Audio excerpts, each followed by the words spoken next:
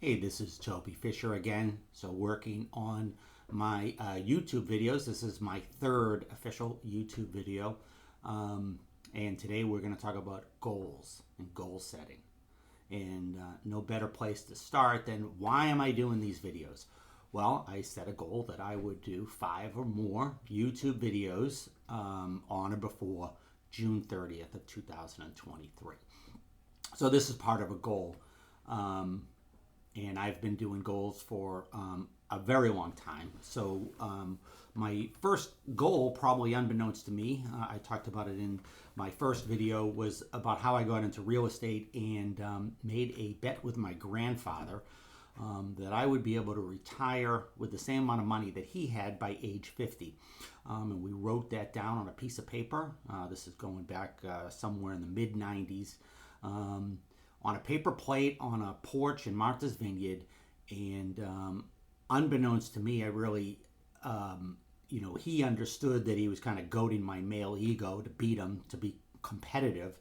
But unbeknownst to me, that was actually my first written goal, because it was in fact a goal, and it had very specific metrics and had a very specific timetable. That goal was a 25-year goal. That's a bit unusual. That's not what I'm going to talk about today. So I'm not going to talk about 25-year goals. We're going to talk about shorter term goals that can be 30, 60, 90 days, 1 year, whatever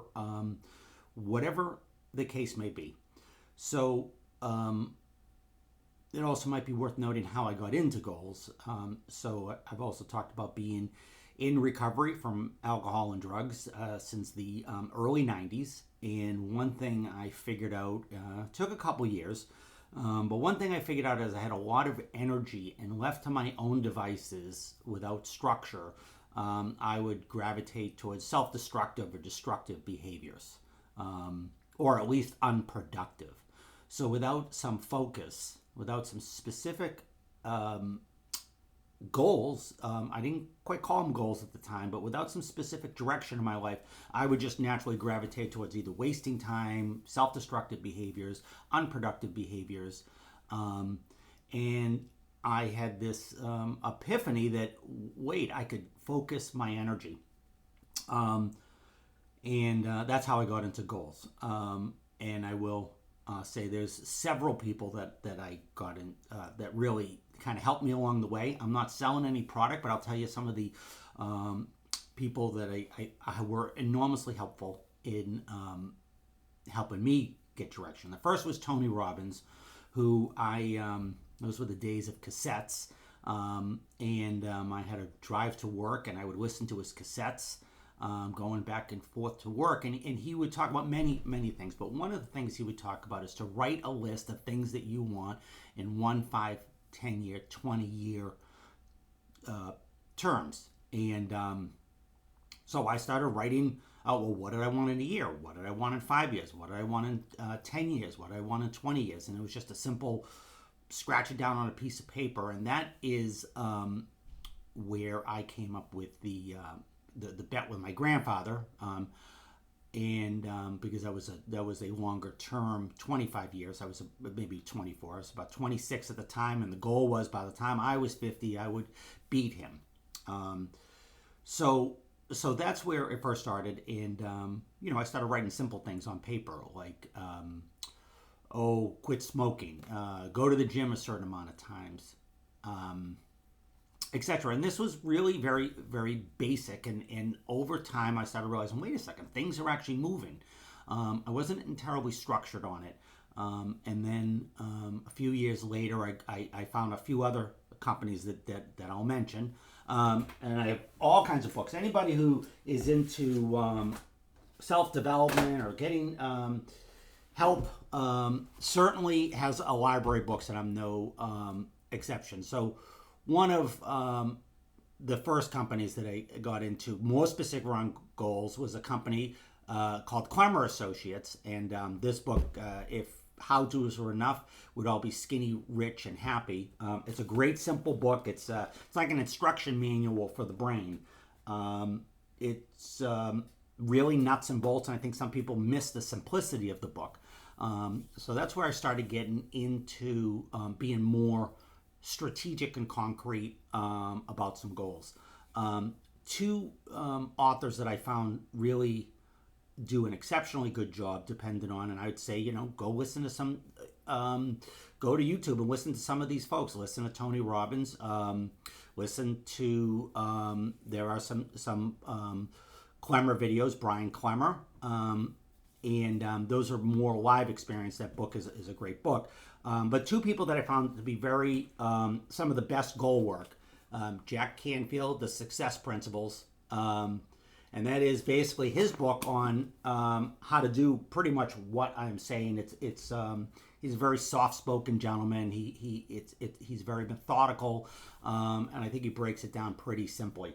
And another one that I think is a little bit more in depth, but very very comparable, was a person named Darren Harding, A Proven System for Achieving Big Goals. And so that's four. So Tony Robbins, if you want a live experience, I don't think anything beats the Unleash the Power Within. Another live experience is the seminars Clemmer Associates offers. And if you're looking for two books or two, pretty straightforward goal-setting tools, Jack Canfield or Darren Harding, very comparable tools. And the tools I'm going to talk about today are none of my original thoughts. I've heard them in all those organizations, so I don't think anything I'm going to talk about is copywritten, but I will tell you it's not my idea. It was somebody else's idea, and I'm going to talk about the tools and technologies of setting goals. But I guess the first question, well, why? What gives me the authority to even talk about this? Well, I've set a bunch of goals. I couldn't even remember how many goals. So I really started goal setting probably around 2006 is where I started getting more concrete, more surgical, if you will, on how I wrote a goal. And that's what I'm going to talk about is some of the technology today. And I've set, I don't even know, has to be, 8 goals a year for the past 15 years. Whatever that is, comes out in goals. I have gotten the overwhelming majority of my goals. The overwhelming majority. And just a few, a few was my most recent, one of my more recent ones was last year. I chose to enter a bodybuilding competition. I had no experience in bodybuilding, never have done it. And my motivation was really the food. I was struggling with the food. That is one of my struggles, is eating food to stuff feelings or boredom, whatever. And I knew that the food in that would be very strict. So I did that. Another goal is I've been to all 7 continents. The last one to get to was Antarctica. It was a goal. Let's see some of the other goals. Getting married. Married was a goal. I said, why, my wife and I, we've kind of been talking about getting married, thinking about getting married, even planned it one time and then called it off. So we set a goal around that. Some of the professional goals, one of my first goals in 2007 was to buy 100 apartments. So to buy an apartment complex with 100 units. Some of the other goals, I just recently got Wreck Dive certified, so I am a scuba diver. And so this one is, now I'm certified to go in shipwrecks, and my certification was in this shipwreck, 130 feet in really, really rough water. And I did it professionally with a dive master. So that was a recent one. Let's talk about, so the overwhelming majority of my goals I have got. There are a few I have not got, but I've come really, really close. The reality is my goal, my bet with my grandfather, I didn't actually get it.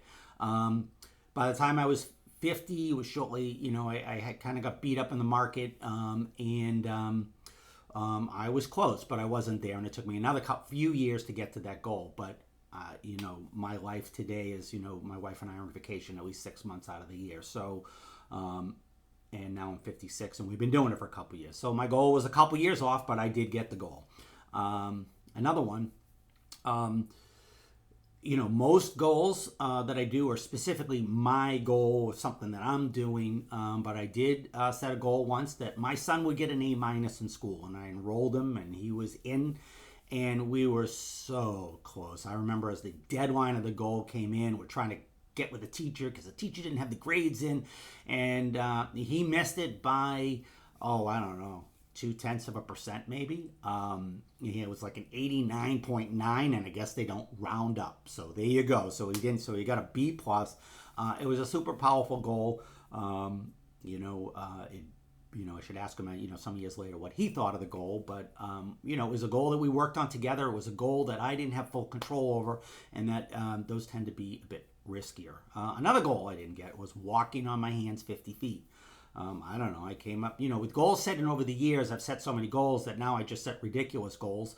And, like bodybuilding, that was just a ridiculous goal. But anyway, walking on my hands 50 feet, I did not get it. I made it 49 feet and broke my toe. It was really just, I won't say that was a terribly fun goal, but I didn't get it.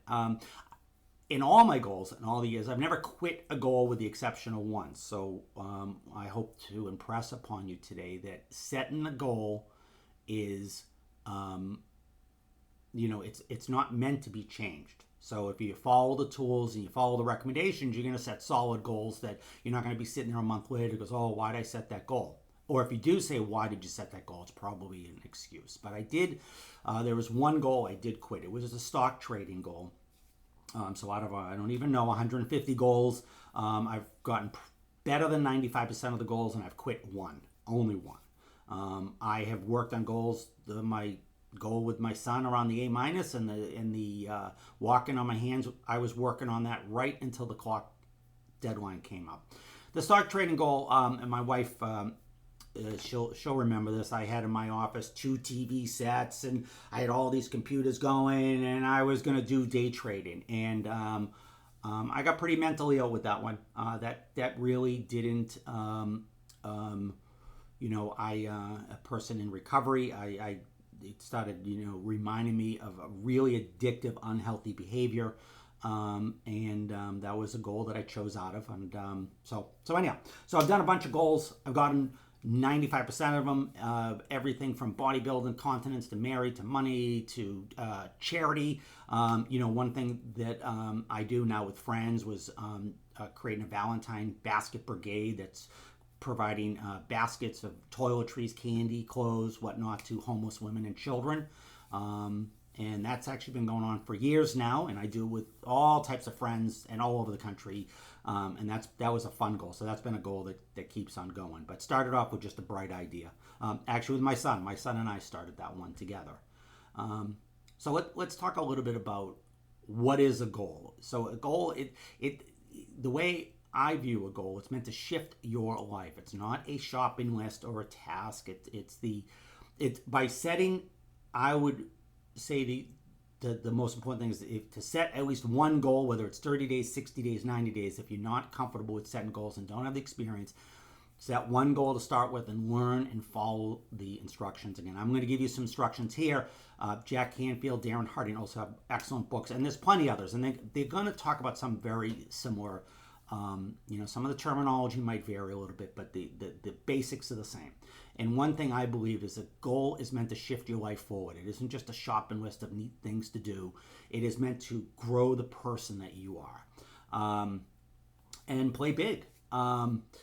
So let's talk about the why behind the goal. I choose to be very clear with the why behind the goal. So what is the purpose of the goal?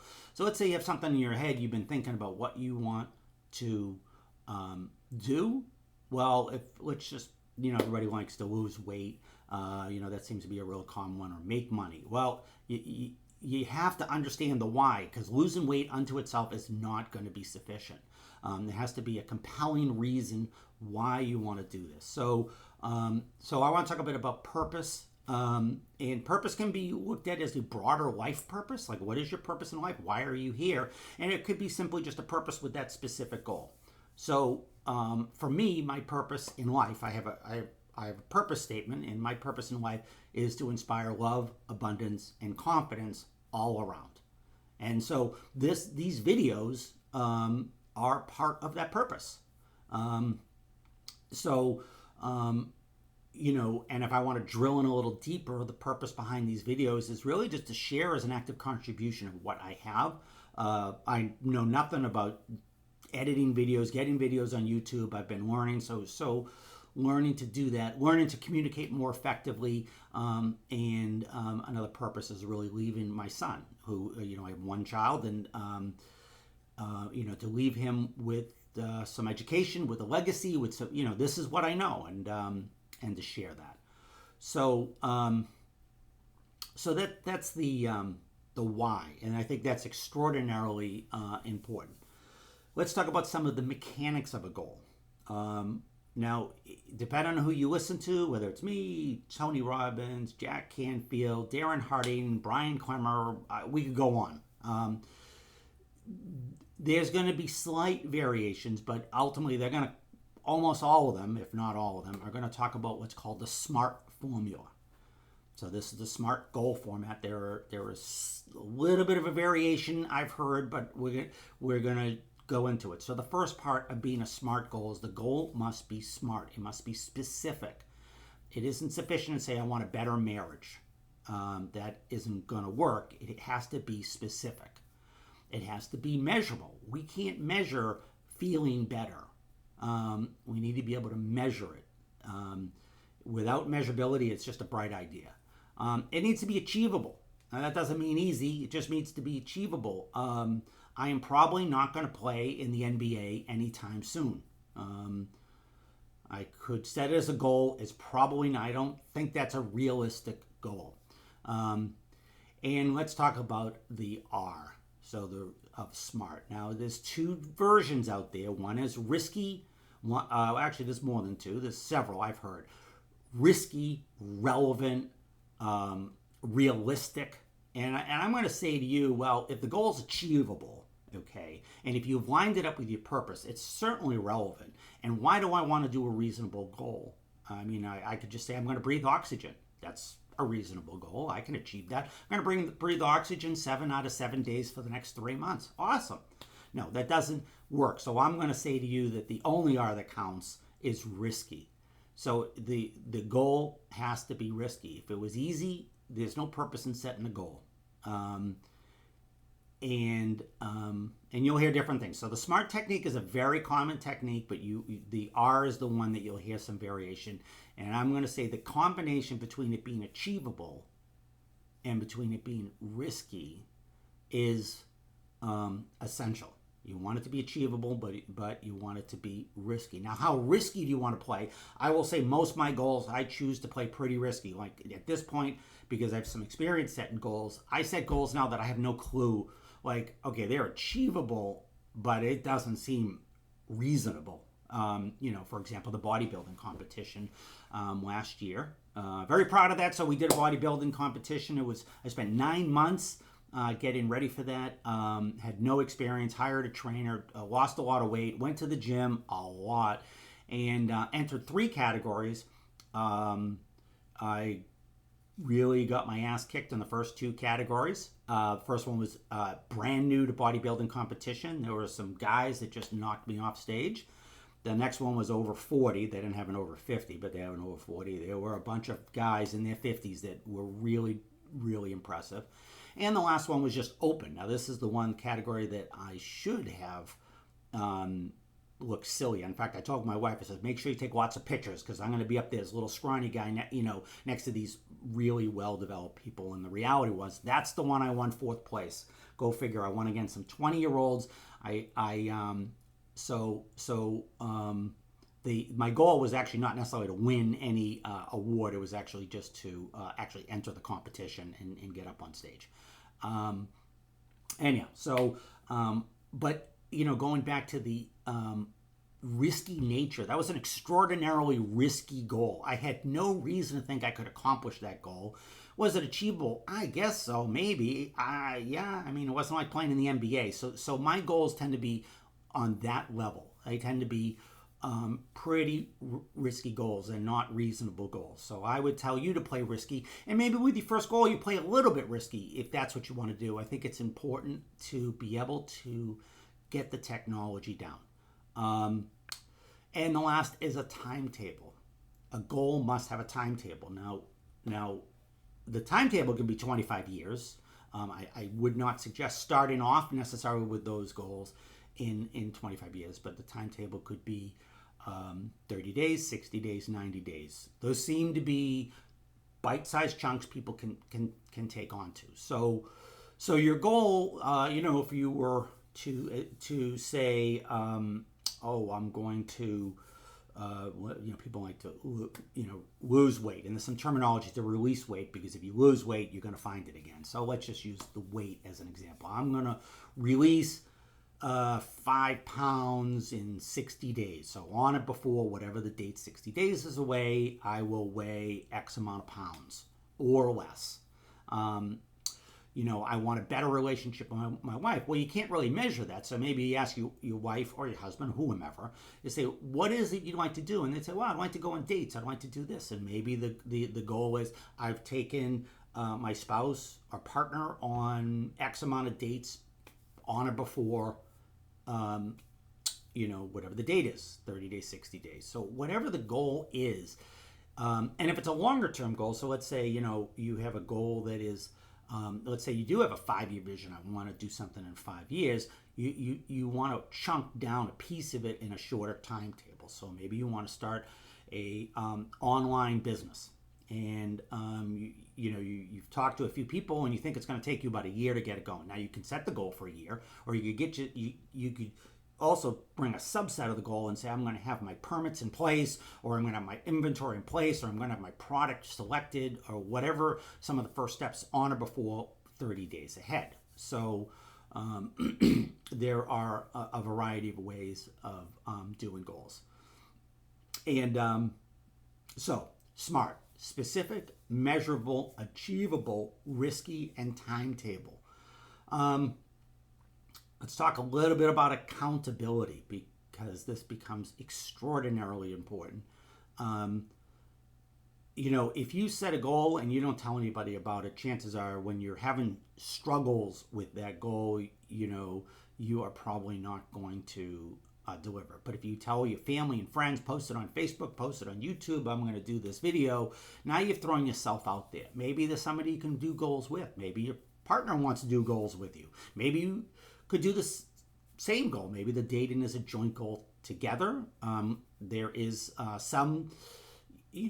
there are some varying opinions whether a goal can be 2 people working on the same goal, or whether you should have a goal that depends on another person, like I did with my son and his grades.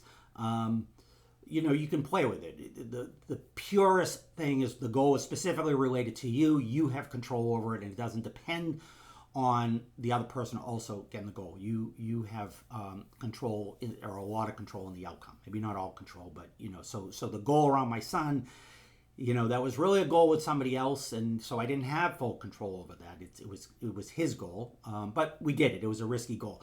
The goal with your wife, you can certainly say, I'm going to make a goal to set 10 dates over the next 60 days. Now, if she doesn't agree, well, you have a problem. Now you get to enroll her. That's what makes it a goal. Or you could say the two of you agree to the same goal. I would say if you are new in setting goals, I would make it as clear and as tight as you can just for yourself. It just makes it easier. I think the technology of how to come up with your goal, like what's important to you, how to define your purpose behind the goal, how to write the goal so that it's smart.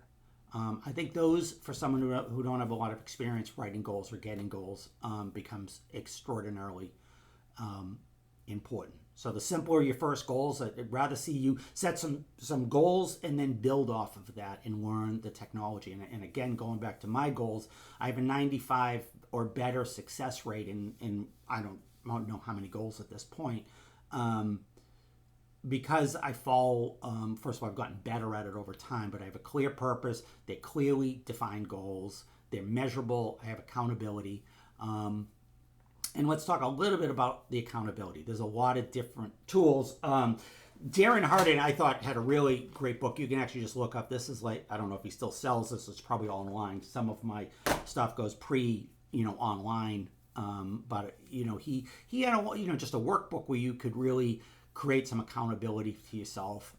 I've created simple Excel spreadsheets where I simply write, here's the goal, here's the purpose, here's what I commit to this week, and then at the end of the week, what did I accomplish? And then accountability, that clarity.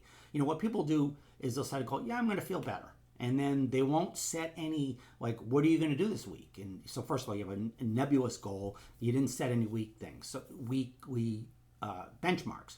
So, for example, bodybuilding was a real clear one. Like, I will go to the gym 6 days a week. I will talk to my trainer 1 time a week. I will eat X amount of calories 7 days. There were all these different metrics that I had to follow. So when the visit, I've been to all 7 continents. The last one was Antarctica, so I had to set a goal. So part of it was I will visit Antarctica by whatever date it was. I had to do research, pick, the trip.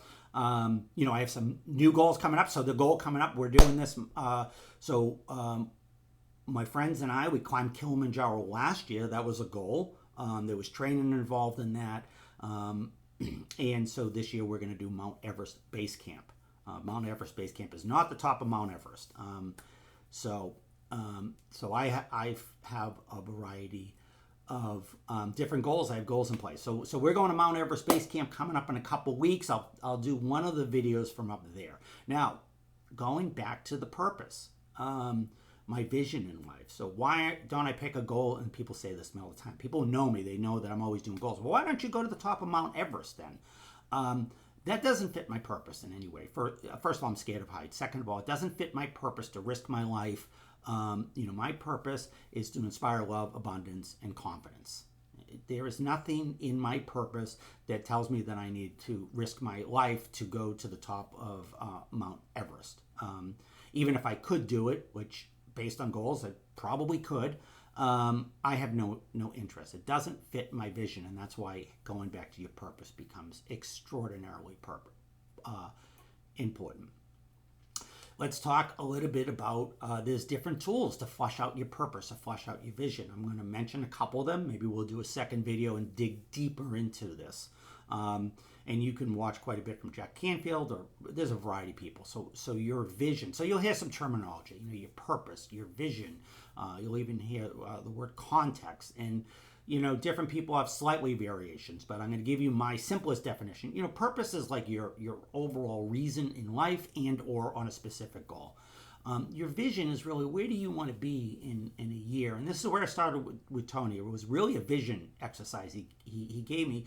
And he just said, write a Christmas shopping list, a holiday shopping list of what you want in 1 year, 5 year, 10 year, 20 year. And that's what I did. And it was really simple stuff. It was like year 1, quit smoking, this, that, buy a piece of real estate, year 2, year 5, etc., etc. So that was a really simple exercise. It really probably didn't take more than half an hour to write a shopping list. You just said, write a shopping list, 1, 5, 10, 20 years. And that's exactly what I did. There, you can dig deeper into that exercise.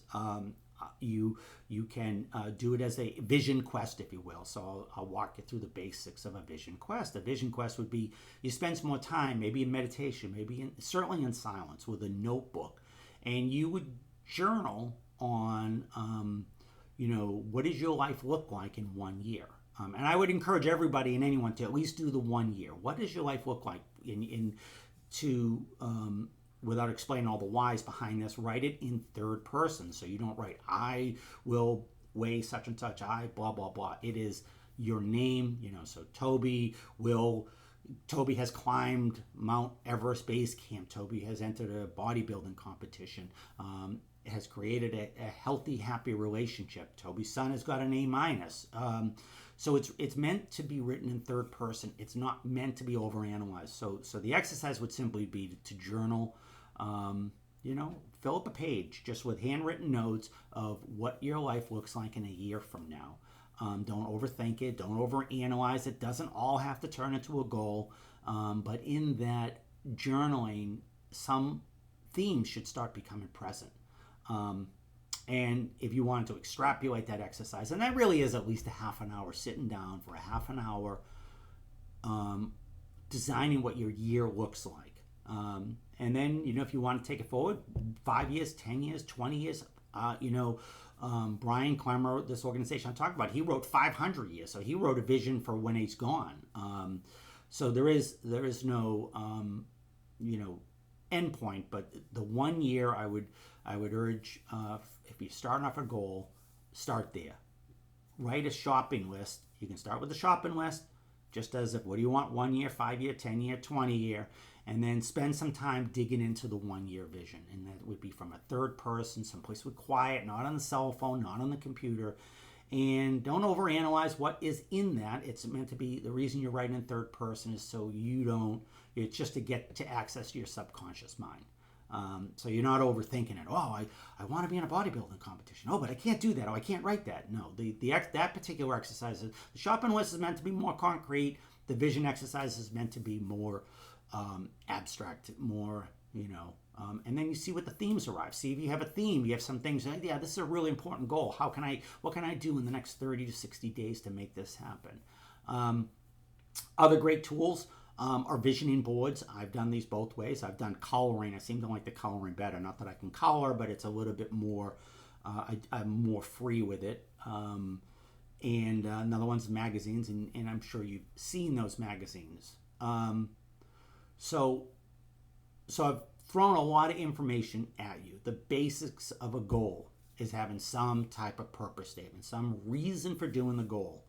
Ideally, that comes from some basic shopping list, 1, 5, 10, 20 year, like I did with Tony Robbins.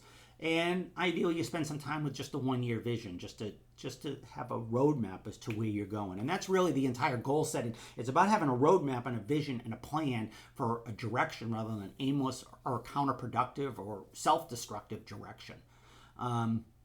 So having some purpose, having some clarity as to what you want to accomplish, why you want to accomplish it, designing a SMART goal, a goal that's specific, measurable, achievable, risky, and has a timetable.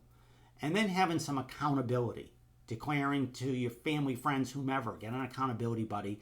And I really do urge some simple, there are more complex ones, but a real simple, a lot of times I just use a simple, Excel document or Google Doc where my goal, what I'm going to do this week. So I commit ahead, if my goal, Monday, usually I do Monday night, and it goes for me Tuesday to the following Monday night. But you can pick whatever day you want. But I'd say, okay, here's what I'm committing to over the next week. And then at the end of the week, I write, did I do what I said I was going to do? Did I do more? Did I do less?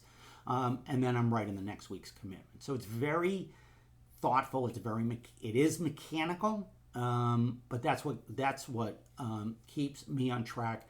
And so anyhow, that's goals. I believe that you are worth it. Spend the time on yourself. What we can create with some focus and some direction is unparalleled. If you need, all 7 continents and bodybuilding and buying 100 apartments, if that inspires you, or somebody else inspires you, we all, if you will, put our pants on one leg at a time, and anyone is capable of greatness. Goal setting is really about using some structure and some commitment and having it line up with some purpose.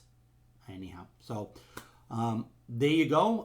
Look forward to whatever the next video. I've been doing these whatever kind of calls to my heart, so we'll look to what the next video, which could be digging in further into the vision and purpose statement. But for now, you have the basics for goal setting.